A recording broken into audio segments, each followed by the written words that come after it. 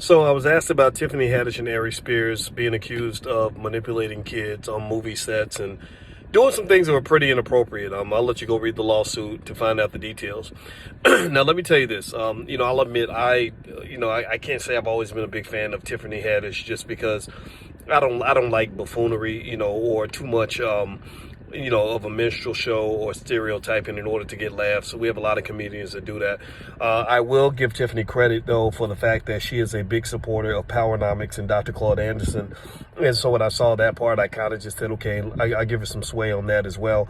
But in general, in terms of what happened with this lawsuit, a few thoughts come to mind in terms of, number one, do I think it happened or didn't happen? Well, a lawsuit's a lawsuit. The lawsuit's been filed repeatedly. For whatever reason, this lady can't get representation. I don't know why that is. I suspect it could be either because there's not enough merit there, or it could be because the studios are just so powerful and they can just shut you down. I've heard about that happening too. For example, the real Rick Ross, not the fat one. I'm talking about the Rick Ross from Freeway Ricky Ross, talked about how his lawsuit against Rick Ross for using his name and his image and his reputation to sell records was constantly thrown out because of connections certain people had in Hollywood. So Hollywood's a pretty debaucherous place. We know this. Also, we know Tiffany's heavily aligned, like with the Jewish community, things like that. Those things will come into power to protect you. I really do believe that. Now, here's the thing. Now, whether or not Tiffany was directly doing something harmful to the kids, or setting them up to be, harmed by Ari Spears and all that, I hear all that. But the thing is, I think things have to be proven. But one thing so in terms of things that are true, that are fundamentally true, that I believe Tiffany knows are true, is that this whole skit shouldn't have happened. I saw pieces of it. I don't want to watch too much of that nasty stuff, but it was enough where everybody who saw it that I've seen has pretty much said this should not have been made. This was a problem. This was not cool. And I think Tiffany knows this, right? So the question becomes, did somebody drag her into this? Are they comedians who just went too far? Or are they really doing something sinister beneath the surface? Nobody knows. But here's the point that I want to make really from a financial standpoint, because you guys know I'm a wealth guy. That's what I'm always into, in economics and all that. A lot of people get hypnotized by money. A lot of parents get hypnotized by money.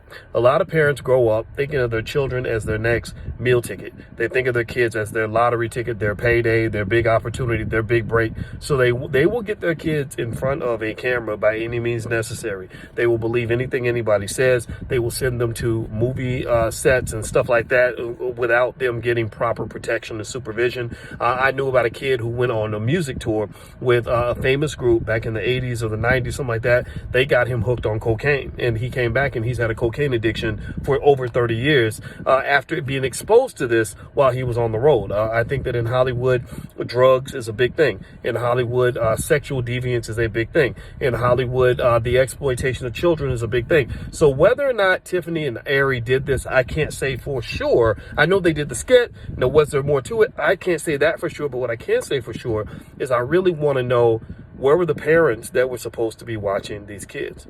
Why did the parents allow these children to even be on this movie set?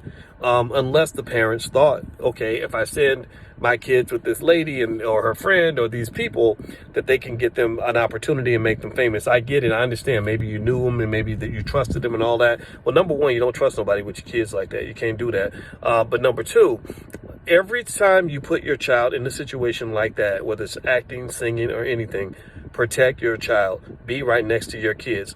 Your children are your most valuable asset. Do not leave your assets unattended, unguarded, unprotected at all times. I think that should just be a fundamental basic rule, because the reality is that if those children had also had parents there protecting them, then whatever happened that was inappropriate wouldn't have happened at all. And again, all we know about is what we see.